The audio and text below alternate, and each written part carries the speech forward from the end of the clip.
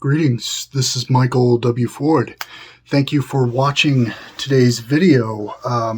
It's really a focus and a pragmatic explanation of how libations work and fumigation in ceremony. In a lot of my grimoires, you see references to offerings of incense called fumigation and libations, which is the pouring out of liquid, pouring out to honor specific deific masks or deities, demon spirits, even the ancestral dead.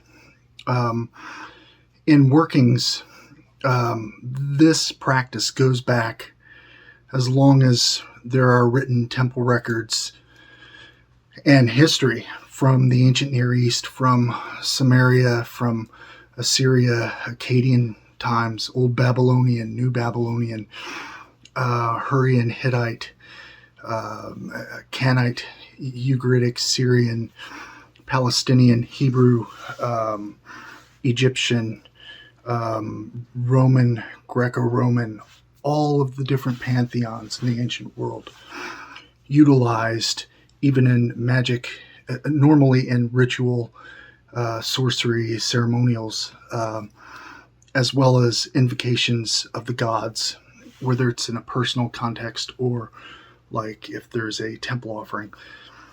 Libations are a way of honoring the gods, of thanking the demonic spirits for their guidance, for their assistance, for that convocation, that patronage, the whole tutelary options between spirit and the initiate. That's the essence of what that is. Now, if you're then pouring a libation would be honoring that aspect of you, that energy that you're invoking. For the theist, the polytheist, the one who suspends disbelief in the ceremony, those specific invocations would be so empowering to you, so intoxicating by the rhythm that you're invoking, by the chants that you're doing.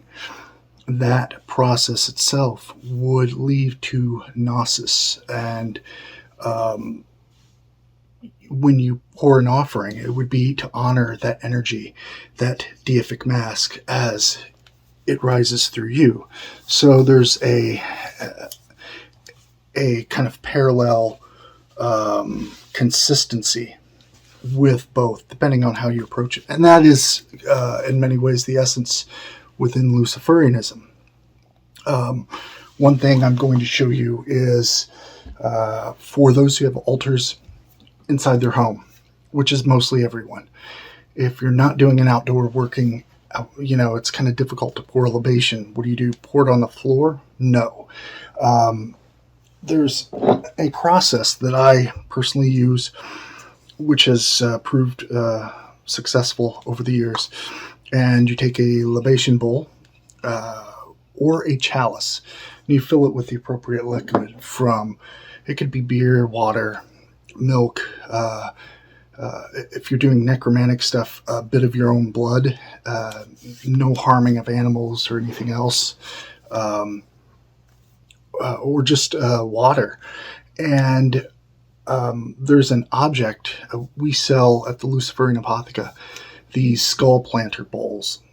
And really any bowl will work, but a skull planter, I fill it with soil from a local cemetery that I have frequented for quite some time, as well as soil from my home, along with human bones and some specific objects that I place in there. And when I do my workings indoors, even if they're just small invocations honoring thanks or focusing specific types of energy, I will take the libation and I will pour it lightly in this bowl, and the water will be absorbed by the soil.